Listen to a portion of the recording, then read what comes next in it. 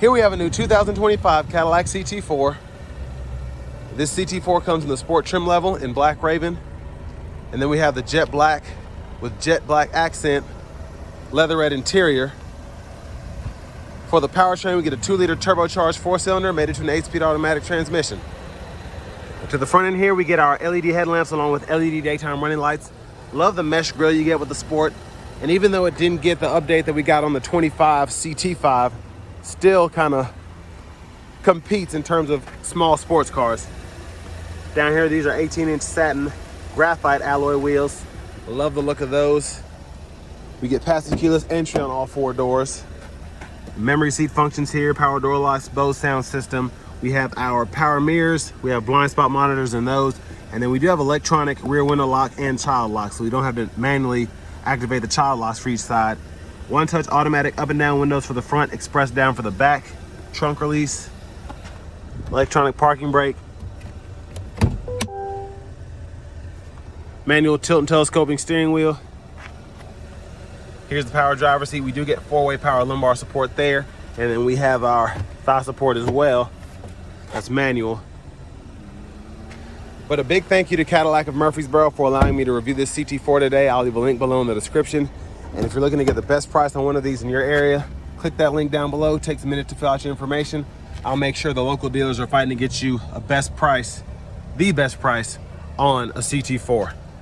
Now the space back here is limited. It's always been like this. This is a small car, but there's your leg room there. Seat back pockets are on both sides. Rear AC vents, 12 volt. And then the middle seat folds down and you have bottle holders there. And you can kind of make your own assumption of the roof line in terms of the rear passenger space. Now to the back end here, we do get LED tail lamps, which are nice. Dual exhaust there. It actually has a nice grunt to it, I think. And then the release from the back is right there. And actually pretty good trunk space for such a small vehicle. And then we have a side pocket there if you want to have stuff in the back you don't want it to roll around. And then we do have additional storage there.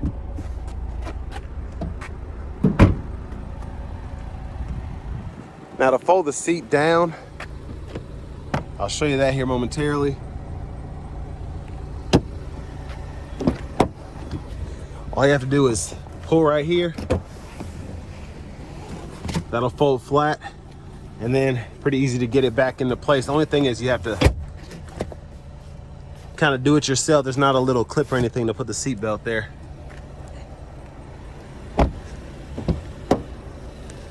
And then here's our front passenger seat. Same power adjustability, that same thigh support there. Lockable glove compartment with owner's manuals.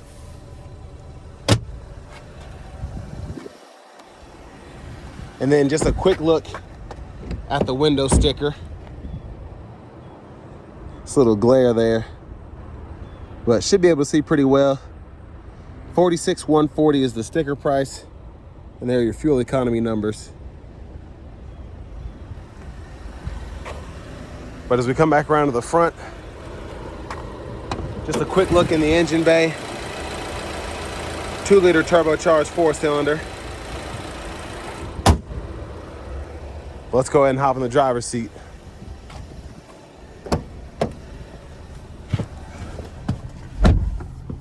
So leather wrap steering wheel here. If you can heat that, functions right there. I like the feel and look of the steering wheel. There's the horn sound. Now over here to the radio, we do get AM, FM, XM along with Bluetooth audio. And then we have Apple CarPlay, Android Auto compatibility. Built-in navigation system, dual zone automatic climate control, so those are there on the screen. And then we have the actual buttons down here below, and then you also get the 3-stage heated front seats as well. And then in your settings here, you can change your language, and you have access to the rear seat reminder, buckle to drive, and teen driver. Backup cameras there. Guidelines follow you as you turn the steering wheel. Picture's okay, especially the closer up you are to the backup camera, but as it kind of pans out, Gets a bit grainy, but volume is here. Click there to mute, and you can hold it to power the system down. And then you kind of have a scroll bar here. And if you go into the audio, you can use it as a tune knob like that. Parking sensors can be toggled there. Hazards here. Lane keeping system there. Wireless charging pad. And then to shift the vehicle, grab the lever, reverse, neutral drive. You can put it in the manual mode, and then you can manually shift using these paddle shifters behind the steering wheel.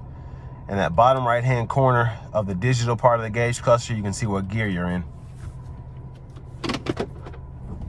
Bottle holders are here. Auto stop toggle, auto hold, traction control.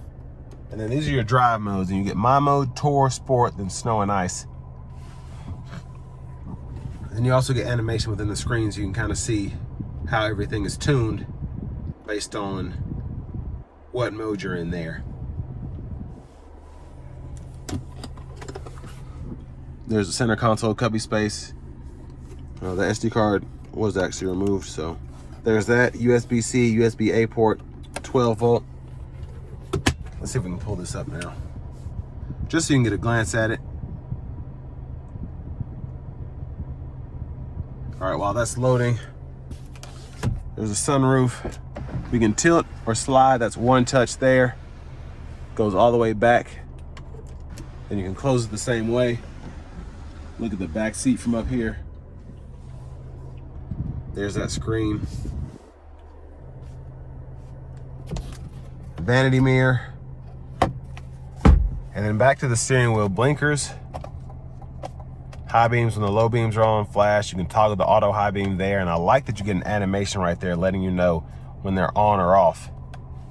And then we have our rain sense wipers here. So one time off, auto, low, high. You can adjust that automatic frequency there, and then, or sensitivity there, excuse me, and then pull there for the front wiper fluid. To the left side of the steering wheel, cruise control. We do get adaptive cruise here. Cancel, set the speed there. Gap adjust for the adaptive cruise. Voice recognition, or mute here, voice recognition. And then we can go through track lists, radio station presets here, volume down, volume up, and then we can go through our scroll bar to go through the middle part, and then either arrow here to go through the sub menus.